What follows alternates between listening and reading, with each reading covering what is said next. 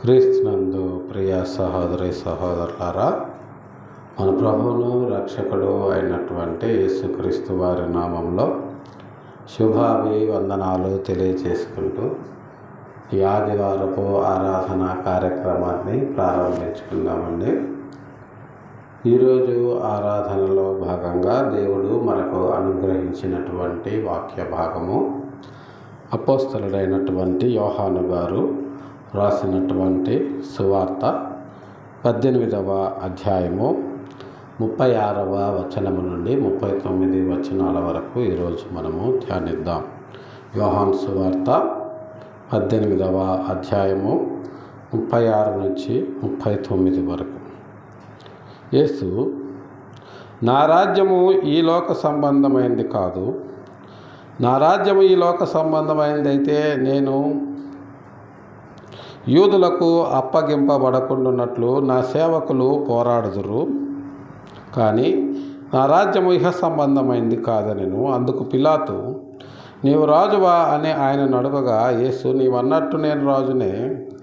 సత్యమును గూర్చి సాక్ష్యమిచ్చుటకు నేను పుట్టి తిని, ఇందు నిమిత్తమే ఈ లోకమునకు వచ్చి తిని, సత్య సంబంధి అయిన ప్రతివాడు నా మాట వినునెను. అందుకు పిలాతు, సత్యమనగా ఏమిటి అని ఆయనతో చెప్పెను. అతడు ఈ మాట చెప్పి బయటనున్న యూదుల యొద్దకు తిరిగి వెళ్ళి, అతని యందు ఏ దోషము నాకు కనబడలేదు. చిన్న ప్రార్థన చేసుకుందామండి.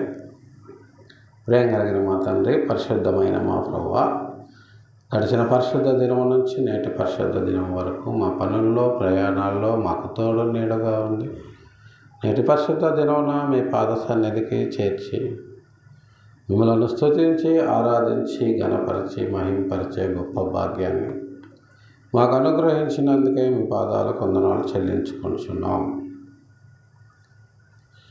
ఈ మధ్యాహ్నకాల సమయంలో ఉన్న ప్రభావ మీ పాద సన్నిధికి చేర్చి మీ వాక్యమును ధ్యానించిన ఎండుగా మాకు సహాయం చేయండి. మీ ఆత్మను మాకు అనుగ్రహించి మమ్మల్ని ముందుకు నడిపించమని మీ ప్రియ కుమారుడు మా రక్షకుడు అయినటువంటి యేసయ్య నామములో బ్రతిమిలాడి ప్రార్థించి అడిగి వేడుకొనుచున్నాము తండ్రి, ఆమేన్. క్రీస్తునందు ప్రియ సహోదరి సహోదరులారా, గత కొన్ని దినాలుగా మనము పరిశీలించినట్లయితే లోకంలో ఎన్నో రకాలైనటువంటి వివాదాలు, వ్యాజ్యాలు నడవటము మనము చూస్తూ ఉన్నాము. ఇందులో క్రైస్తవులని లేదు, క్రైస్తవేతరులని లేదు. ప్రతి ఒక్కరూ కూడా అనేక రకాలైనటువంటి వ్యాజ్యాలలో, వివాదాలలో తలమునకలైపోయి రకరకాల సమస్యలతో శాంతి సమాధానము లేని పరిస్థితుల్లో లోకము అలాగే క్రైస్తవ్యము కూడా ఉండటము ఎంతగానో విచారకరము.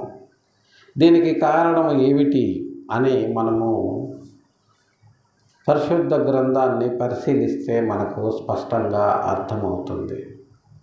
ఎందుకు ఈ రకమైన లోకంలో ప్రజలు ఈ రకంగా ఉన్నారు, ఎందుకు రకరకాల వివాదాల్లో ఉన్నారు, ఎందుకు నెమ్మది లేక సమాధానము లేక ఉన్నారు అని మనము పరిశుద్ధ గ్రంథాన్ని ప్రశ్నిస్తే పరిశుద్ధ గ్రంథము మనకు స్పష్టమైనటువంటి సమాధానం ఇస్తుంది.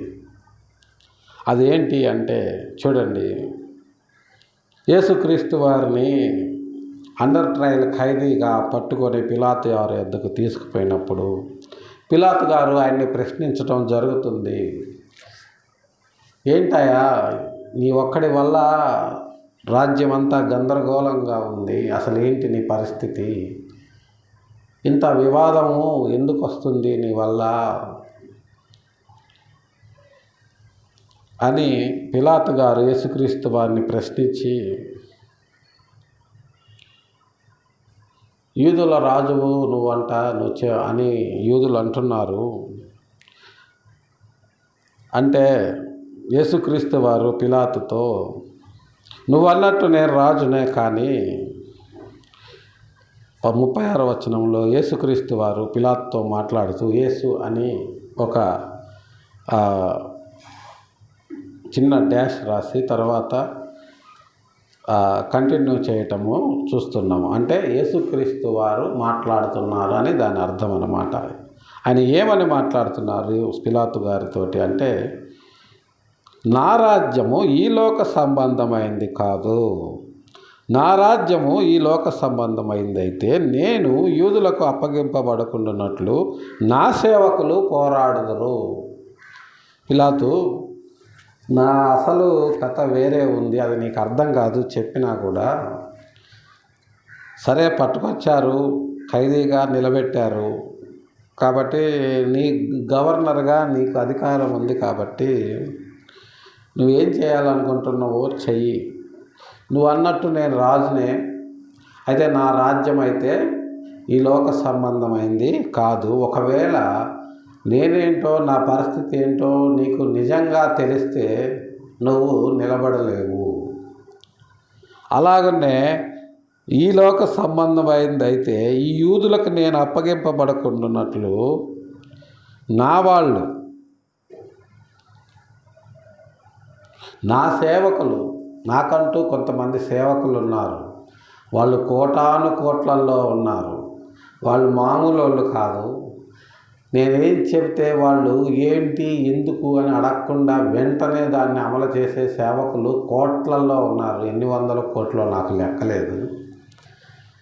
కాబట్టి నా రాజ్యం ఈ లోక సంబంధమైంది కాదు కాబట్టి నేను వాళ్ళకి చెప్పట్లేదు.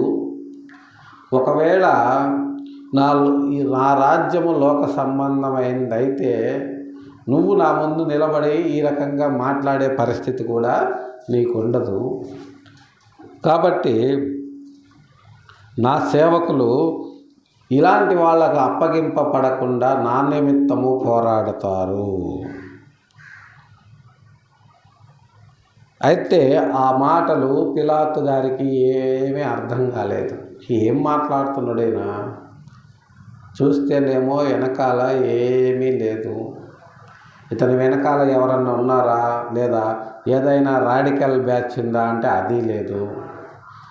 ఒకవేళ ఇస్కరియోతు యూదా వల్ల ఏమైనా ఒక రాడికల్ సమూహాన్ని ఏమన్నా వెనకాల సమకూర్చుకున్నారా అంటే అది లేదు.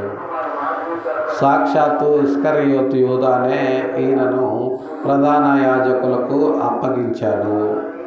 కాబట్టి ఇతని వెనకాల ఏ వ్యక్తులు లేవు, ఏ రకమైనటువంటి సంస్థలు లేవు, ఒక్కడే నిలబడి ఉన్నాడు. అయినా సరే ఏంటి ఇలా మాట్లాడుతున్నాడు అని పిలాతుకు ఏమీ అర్థం కావట్లేదు. అందుకని ఆయన మళ్ళీ అడిగాడు. అందుకు పిలాతు, నువ్వు రాజువా అని ఆయన్ని అడిగాడు. మళ్ళా అడిగాడు, నువ్వు రాజువా అని. అంటే ఆ యేసుక్రీస్తు వారు భౌతికంగా ఆయన ముందు నిలబడిన దానికి, ఆయన మాట్లాడే మాటలకి ఏమీ సింక్రనైజ్ అవ్వట్లేదు. అలాగని యేసుక్రీస్తు వారేమో ఏ రకంగా కూడా భయము కానీ బెరుకు కానీ ఏమీ ఆయన ముఖంలో కనిపిస్తున్నట్టు పిలాతు చూడట్లేదు. కాబట్టి ఈ సిచ్యువేషన్ని ఎలా హ్యాండిల్ చేయాలి అని పిలాతు గారు తెగ ఆలోచిస్తున్నటువంటి సమయంలో మళ్ళా అర్థం కాక, నువ్వు రాజువా అని ఆయన మళ్ళీ అడుగుతారు. అందుకు యేసుక్రీస్తు వారు, నువ్వు అన్నట్టు నేను రాజునే, సత్యమును గూర్చి సాక్ష్యం ఇచ్చుటకు నేను పుట్టి తిని.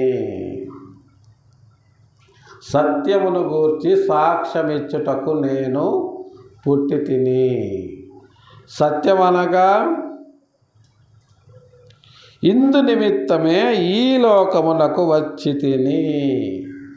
సత్యాన్ని గూర్చి సాక్ష్యం ఇవ్వడానికే నేను పుట్టాను, దీనికోసమే నేను ఈ లోకానికి వచ్చాను. కాబట్టి సత్య సంబంధి అయిన ప్రతివాడు నా మాట వింటాడు. సత్యాన్ని గూర్చి సాక్ష్యం ఇవ్వటానికి నేను పుట్టాను, ఇందుకోసమే నేను ఇక్కడికి పంపబడ్డాను. సత్య సంబంధి అయిన ప్రతివాడు నేను చెప్పేది వింటాడు. అంటే నేను చెప్పేది వింటున్నాడు అంటే అతను సత్య సంబంధి, సత్యంలోనికి వచ్చినవాడు అని అర్థం. వినట్లేదు అంటే అతను నావాడు కాదు. నావాడు కానివాడు ఆటోమేటిక్గా సత్య సంబంధి కాదు, అతను అబద్ధికుడు, అబద్ధానికి జనకుడు అయినటువంటి సాతాను సంబంధి అని దాని అర్థం అన్నమాట.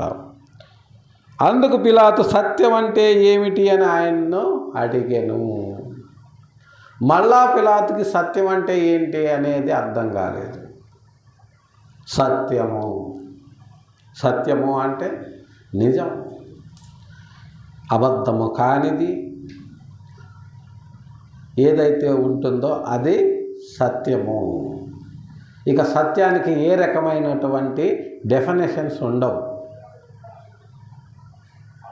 ఏం మాట్లాడతామో అదే చేస్తాము, ఏం చేస్తామో అదే చెప్తాము, అదే సత్యము. ఒకటి మాట్లాడి ఒకటి చేసేవాడు వేషధారి, ఒకటి చేస్తూ ఇంకొకటి చెప్పేవాడు అబద్ధికుడు. ఈ రెండింటి మధ్య వ్యత్యాసము చాలా జాగ్రత్తగా గమనించాలి విశ్వాసులైన వారు. ఒకటి మాట్లాడి ఒకటి చేసేవాడేమో వేషధారి, ఒకటి చేస్తూ ఇంకొకటి చెప్పేవాడేమో అబద్ధికుడు. అంటే ఇక్కడ ఈ రెండు కేటగిరీల్లో సత్యం అనేది లేదు. అంటే ఇక్కడ సత్యానికి తావు లేదు. సత్యానికి తావు లేనప్పుడు యేసుక్రీస్తుకి అక్కడ తావు లేదని అర్థము. యేసుక్రీస్తు లేనటువంటి ఈనాటి క్రైస్తవ సేవకులు లోకములో ఎంతమంది సేవకులుగా చలామణి అవుతున్నారు అనేది క్రైస్తవ సమాజమే ఆలోచించవలసినటువంటి పరిస్థితి ఈనాడు దాపరించింది. ప్రియమైన దేవుని వారలారా, అయితే మనము నమ్మిన దేవుడు ఎంత సత్యవంతుడు అన్న విషయాన్ని మనము గమనిస్తే 2వ దినవృత్తాంతముల గ్రంథము 6వ అధ్యాయము 16వ వచనాన్ని మనము గమనించినట్లయితే, 2వ దినవృత్తాంతముల గ్రంథము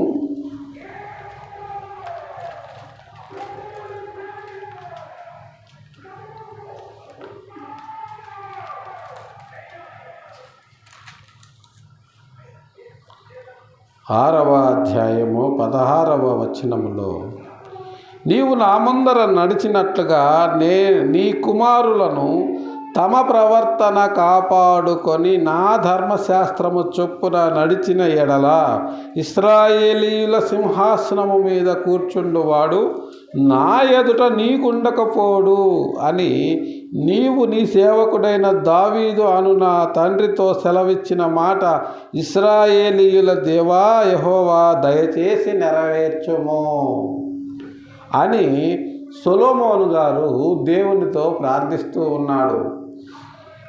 ఆయన ఏమని ప్రార్థిస్తున్నాడు అంటే, నీ ధర్మశాస్త్రమును గైకొని నీ ధర్మశాస్త్రం ప్రకారము నడిస్తే ఇశ్రాయేలీయులైన నా ప్రజలను ఏలుటకై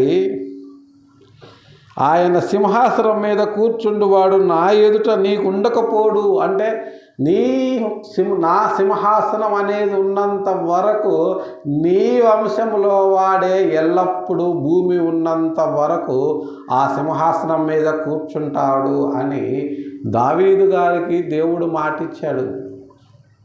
ఆ మాటను నెరవేర్చమని సొలొమోను గారు దేవుడిని ప్రార్థిస్తూ ఉన్నారు. కాకపోతే ఇక్కడ పాత నిబంధన గ్రంథంలో దేవుని యొక్క సింహాసనము భౌతికంగా ఉన్నది. కానీ కొత్త నిబంధనకు వచ్చేటప్పటికే దేవుని యొక్క సింహాసనం అనేది పూర్తిగా ఆధ్యాత్మికమైపోయినది. అది భూమి నుంచి దేవుడు పరలోకానికి తీసుకొని వెళ్ళిపోయినట్లుగా మనకు అర్థమవుతుంది.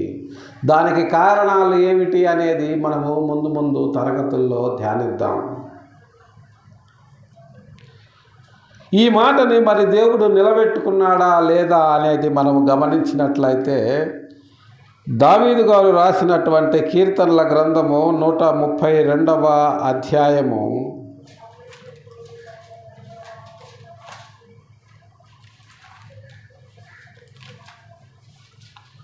2వ వచనాన్ని మనము గమనించినట్లయితే, అతడు యెహోవాతో ప్రమాణపూర్వకముగా మాట ఇచ్చి యాకోబు యొక్క బలిష్ఠునికి మొక్కుబడి చేసెను.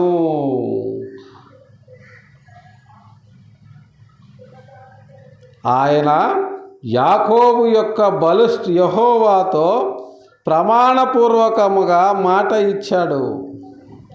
ఆ మాట ఇచ్చిన దేవుడు ఆ మాటను నెరవేర్చాడా అంటే, యేసుక్రీస్తు వారి రూపములో ఆ మాటను నెరవేర్చాడా లేదా? యేసుక్రీస్తు వారు దావీదు వంశములో దావీదు గ్రామమైనటువంటి బెత్లెహేములో పుట్టాడా లేదా? ఆయన బెత్లెహేము గ్రామములో పుట్టి యూదా గోత్రములో ఉన్నటువంటి దావీదు వంశంలో ఉన్న బెత్లెహేము ఎఫ్రాతా నుంచే ఆయన బయటికి వచ్చాడు అనేది జగమెరిగినటువంటి సత్యము. అద్వితీయ సత్యదేవుడు, ఆయన మాట తప్పనివాడు, మారనివాడు, ఇచ్చిన మాటను తప్పకుండా నెరవేర్చువాడు అన్న విషయాన్ని దావీదు గారు స్వయంగా ప్రకటిస్తూ ఉన్నారు. ప్రియులారా, ఆయన స్వయంగా ఎక్కడ ప్రకటించారు అన్న విషయాన్ని కూడా మనము గమనించినట్లయితే, అపోస్తల కార్యముల్లో పేతురు గారు చెప్పిన విధముగా అపోస్తల కార్యములు 2వ అధ్యాయము 34 నుంచి 36 వచనాలు మనము గమనించినట్లయితే, దావీదు పరలోకమునకు ఎక్కిపోలేదు, అయితే అతడిట్లా నేను నీ శత్రువులను నీ పాదముల కింద పాదపీఠముగా ఉంచు వరకు నీవు నా కుడి పార్శ్వమున కూర్చుండుమని ప్రభువు నా ప్రభువుతో చెప్పెను అను మాట దావీదు గారు చెప్పారు. అంటే దావీదు గారు యేసుక్రీస్తు వారిని ప్రభువు అని ఆయన సింహాసనం మీద ఉన్నప్పుడే ఒప్పుకున్నాడు. యేసుక్రీస్తు వారు తన తర్వాత ఈ విశ్వాన్ని అద్వితీయ చక్రవర్తిగా ఏలబోతున్నాడు అన్న విషయాన్ని కూడా దావీదు గారు గ్రహించారు.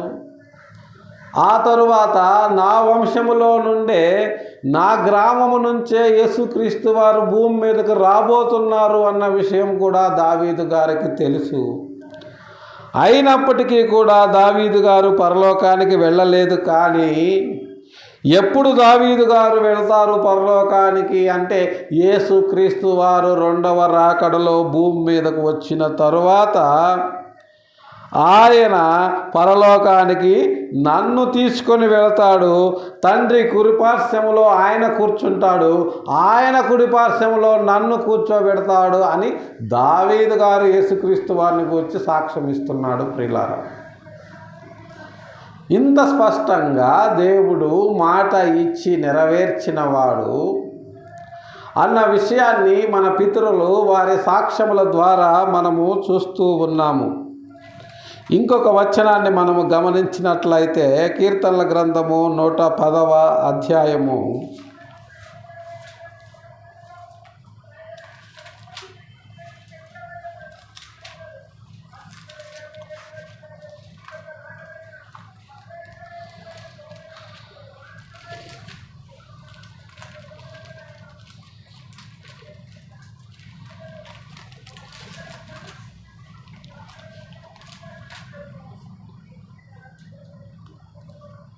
'ఇదే మాటని దావీదు గారు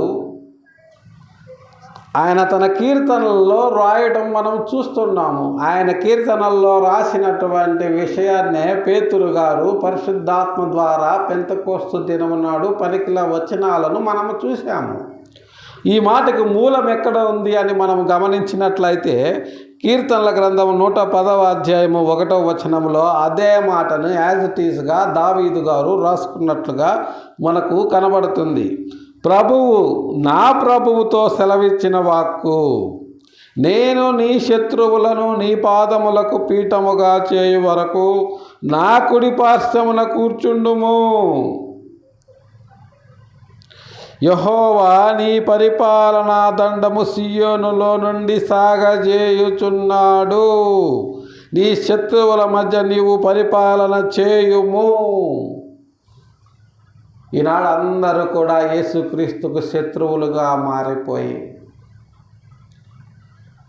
సత్యమునకు విరోధముగా అనేక రకాలైనటువంటి పాపములు చేస్తూ, సత్య వ్యతిరేకమైన పనులు చేస్తూ, సత్య వ్యతిరేకమైన జీవన విధానమును కలిగి ఉండి తిరిగి సత్య సంబంధులుగా ఈ లోకములో ప్రచారము చేయించుకుంటూ తమను తాము మోసము చేసుకుంటూ జీవిస్తున్నటువంటి ఈ పరిస్థితుల్లో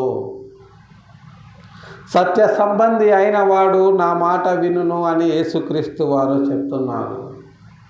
పరిశుద్ధ గ్రంథంలో ఎక్కడైనా సరే దేవుడు ఆడిన మాటను తప్పినట్లుందా? లేదు. పోనీ ఎక్కడైనా సరే యేసుక్రీస్తు వారు సత్యమును అనుసరింపక అసత్యమును ప్రకటించినట్లు ఉందా? లేదు. పోనీ యేసుక్రీస్తు వారు ధర్మశాస్త్రానికి వ్యతిరేకంగా ఎక్కడైనా ప్రవర్తించాడా? లేదు. పోనీ ధర్మశాస్త్రమును మీరి ఆయన ఏమైనా చేశాడా? లేదు. పైగా ఆయన ఏం చెప్పాడు? స్వయంగా నేను ధర్మశాస్త్రములో నుంచి ఒక్క సున్నా అయినను పొల్లు అయినను కొట్టివేయటకు వచ్చి తినని తలంచవద్దు. ధర్మశాస్త్రములో ఒక్క పొల్లునైనా నేను కొట్టివేయటకు రాలేదు, కానీ మొత్తాన్ని నేను నెరవేర్చటానికే ఈ భూమి మీదకి వచ్చాను అని ఆయనే చెప్పాడు. వీటన్నింటిని ఆధారంగా యేసుక్రీస్తు వారు సత్య సంబంధ లేదా సత్య సంబంధి కాదా అన్న విషయము మనకు అర్థము కావాలి ప్రియులారా.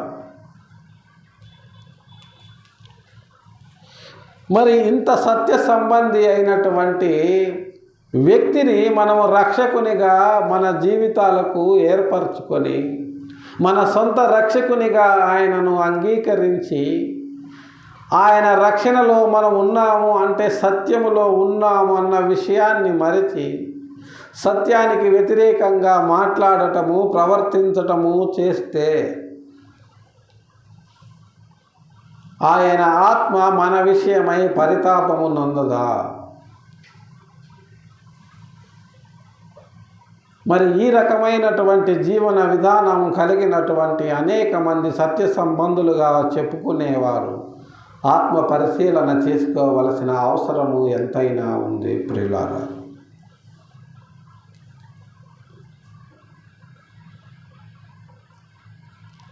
ఆ తరువాత అపోస్తలుడైనటువంటి పౌలు గారు ఎఫెసీ సంఘానికి రాసినటువంటి పత్రిక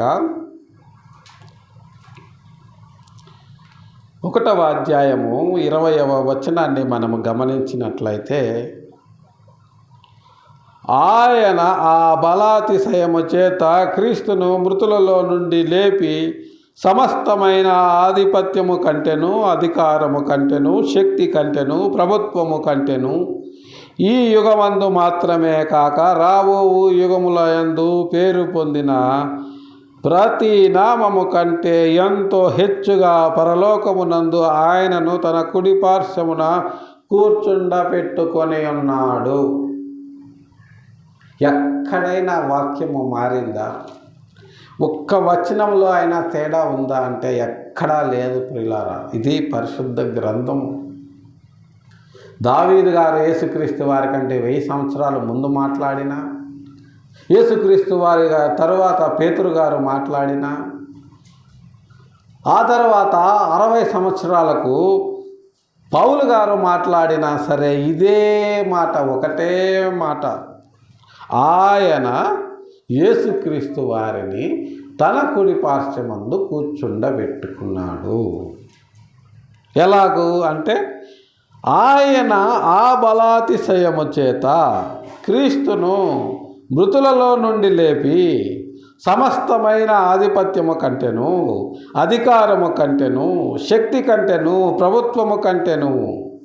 సమస్తమైన ఆధిపత్యము అంటే ఈ లోకములో అధికారాన్ని ఆధిపత్యాన్ని చెలాయించే వారి అందరికంటే, అలాగున్నే అధికారము కంటెను, ఈ లోకములో అధికారులుగా ఎవరైతే రాజ్యాధికారాన్ని అనుభవిస్తున్నారో వారందరికంటే, శక్తి కంటెను అంటే అధికారముతో డబ్బుతో కూడుకున్నటువంటి శక్తి అన్నిటికంటే కూడా, ప్రభుత్వాలన్నిటికంటే కూడా ఈ యుగమందు మాత్రమే కాక రాబోవు యుగమందు పేరు పొందిన ప్రతి నామము కంటే, అంటే యుగ యుగముల నుంచి ఎంత గొప్ప పేర్లైతే పొందారో ఎవరు?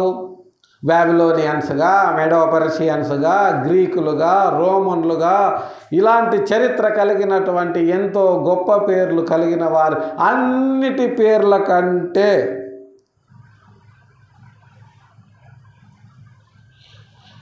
హెచ్చుగా పరలోకమునందు ఆయనను తన కుడిపార్శ్వమున కూర్చుండబెట్టుకున్నాడు.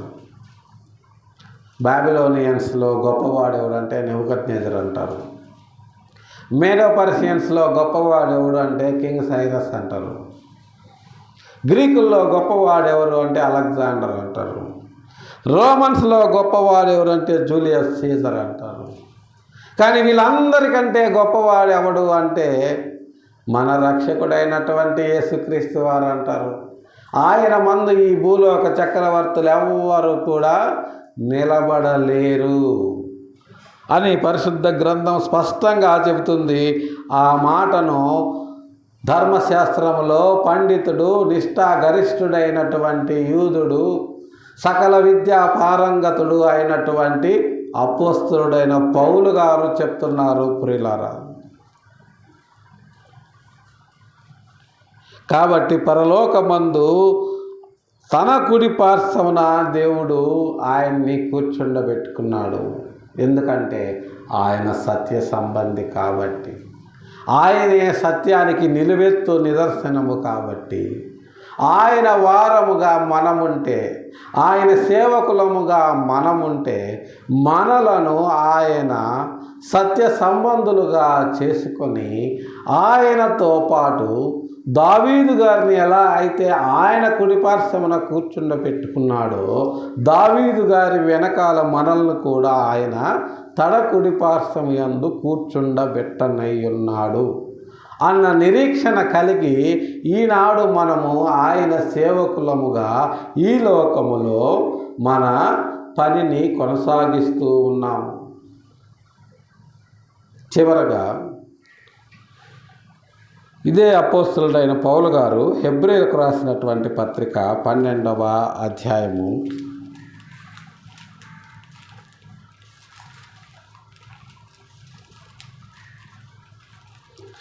26వ వచనాన్ని చూస్తే,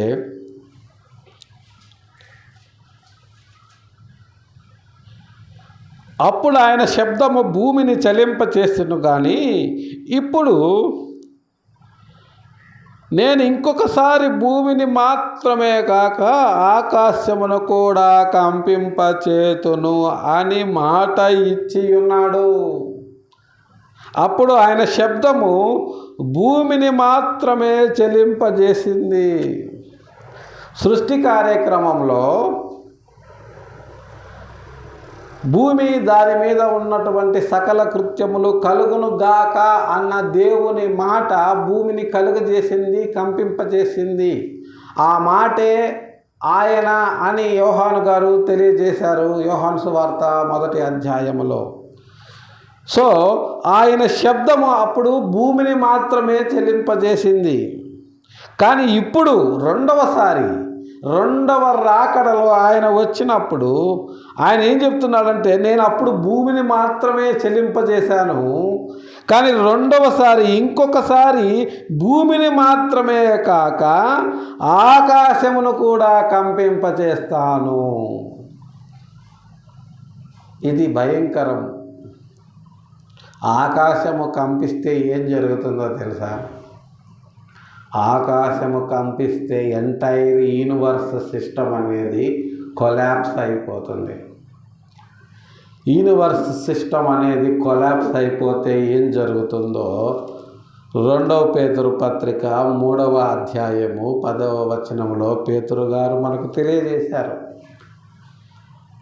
ఆకాశములు రగులుకొని పోవునట్టు, పంచభూతములు మిక్కుటమైన వేగముతో లయమైపోవునట్టు ప్రభువు దినపు రాకడ కొరకు మనము మిగుల అపేక్షతో అపేక్షిస్తూ ఆయన యందు భక్తితోనూ శ్రద్ధతోనూ ఆ రాకడ దినము కొరకు కనిపెట్టుచున్నాము అని. కాబట్టి ఆయన ఆకాశాన్ని కూడా కంపింప చేయడానికి రాబోతున్నాడు. ఆ మాటను ఆయన ఇచ్చి ఉన్నాడు. ఇంతవరకు ఆయన ఇచ్చిన మాటలు ఏవి కూడా తప్పలేదు. కాబట్టి ఈ మాటను కూడా ఆయన తప్పడు. ఇది ఖచ్చితంగా జరిగి తీరుతుంది. ఎప్పుడు జరుగుతుంది అనేది ఆయన మనకు చెప్పలేదు. కాబట్టి ఇది జరిగేలోపు ఆయన మనకిచ్చినటువంటి పనిని మన శక్తి లోపం లేకుండా మనము చేసి ఆయన ఇచ్చేటటువంటి నిత్య జీవాన్ని మనము పొందుకోవాలని చెప్పి మన ప్రభువును రక్షకుడు అయినటువంటి యేసుక్రీస్తు వారి నామములో ప్రేమపూర్వకంగా తెలియజేస్తూ ఈ కొద్ది మాటలు దేవుడు మన వినికిడిలో దీవించినట్లు ప్రార్థన చేసుకుందాం. ప్రేమ కలిగిన మా తండ్రి, పరిశుద్ధమైన మా ప్రభువా, గడిచిన ఉదయకాల సమయం నుంచి మధ్యాహ్న కాల సమయం వరకు మా పనుల్లో, మా ప్రయాణాల్లో మాకు తోడు నీడగా ఉండి నేటి మధ్యాహ్న కాల సమయంలో చిన్న మందగా చేర్చి మిమ్మల్ని స్తుతించి ఆరాధించి గణపరిచి నిగూఢమైన మీ పరలోక రాజ్య మర్మాలను మేము ధ్యానించటానికి మీరు మాకు అనుగ్రహించినటువంటి సమయాన్ని బట్టి మీ పాదాలకు వందనాలు చెల్లించుకుంటున్నాం. ఈ మధ్యాహ్న కాల సమయంలో నా ప్రభువా, మీ దాసుడు గొప్ప అపోస్తలుడు అయినటువంటి యోహాను గారి ద్వారా మీరు మాకు అనుగ్రహించినటువంటి లేఖన భాగాలను బట్టి మీ పాదాలకు కృతజ్ఞతాస్తుతులు చెల్లించుకుంటున్నాం. ఆయన ద్వారా మీరు మాకు సెలవిచ్చిన రీతిగా సత్యమునకు సాక్షి అయినటువంటి మా రక్షకుడిని నా ప్రభువా, సత్య సంబంధులుగా మేము ఆయన మాటలు వినువారముగా, ఈ లోకములో సత్యాన్ని అనుసరించి జీవించే వారముగా, సత్యము కొరకే మేము ప్రయాసపడు వారముగా ఈ లోకములో మీ సత్యాన్ని ప్రకటించనై ఉండగా మాకు సహాయం చేయండి. మేము చేసే ప్రతి పనిని నా ప్రభువా మీ నామ ఘనత కొరకు ఉపయోగించే వారములాగముగా మా భవిష్యత్తును తీర్చిదిద్దమని మీ పాద సన్నిధిలో వేడుకొంచున్నాం. ఒక్కొక్క మెట్టుగా మా పరిచర్యను అనేకుల యొద్దకు తీసుకువెడుతున్నటువంటి మీ కృపకైన ప్రభువా మీ పాదాలకు వెలలేని కృతజ్ఞతాస్తుతులు చెల్లించుకొంచు. ఈ మధ్యాహ్న కాల సమయంలో నా ప్రభువా చేరి వచ్చిన వీళ్ళందరినీ మీరు ఎక్కడ చాటును భద్రపరిచి కాపాడి అందరి అవసరతలక్కర్లు తీర్చమని మీ పాద సన్నిధిలో వేడుకొంచున్నావలాగునే నా తండ్రి. మధ్యాహ్న కాల సమయంలో దిక్కులేని వారి కొరకు, దీన దరిద్రుల కొరకు, విధవరాల కొరకు మీ పాద సన్నిధిలో విజ్ఞాపన చేస్తున్నాం. సహాయం చేయండి. మీ వారి అవసరతల అక్కర్లన్నింటినీ తీర్చి మీరు ఘనత మహిమ ప్రభావాలు పొందగలరని అలాగనే నా ప్రభా మధ్యాహ్న కాల సమయంలో నా తండ్రి ఇంకా నా ప్రభా ఎవరెవరైతే వ్యాధి బాధలతో బాధపడుతూ స్వస్థత కొరకు మీకు మొరపెట్టుచున్నారో మీ చిత్తమైతే మీ గాయపడ్డ హస్తముతో వారిని ముట్టి వారికి స్వస్థతను అనుగ్రహించగలరని అలాగనే నా ప్రభు సార్వత్రిక సంఘంలో జరుగుతున్నటువంటి అనేకమైన ఆరాధనల విషయమై మీ పాద సన్నిధిలో విజ్ఞాపన చేయుచున్నాం. సహాయం చేయండి. మీ వాక్యము విరివిగా విత్తబడి అనేకుల హృదయాల్లో కార్యము జరిగించినట్లు సహాయం చేయగలరని గడిచిన 24 గంటల్లో గడువు 24 గంటల్లో తెలుసో తెలియకో మీకు ఆయాసకరమైన మార్గం ఏదైనా మా జీవితాల్లో ఉన్న ఎడల దయతో మమ్మల్ని క్షమించి మన్నించగలరని మీ చిత్తమైతే మరి ఒక పరిశుద్ధ దినాన్ని మాకు అనుగ్రహించి మమ్మల్ని ముందుకు నడిపించమని మీ ప్రియ కుమారుడు మా రక్షకుడు అయినటువంటి యేసయ్య దివ్య నామములో బ్రతిమిలాడి ప్రార్థించి అడిగి వేడుకొనుచున్నాము తండ్రి. ఆమేన్.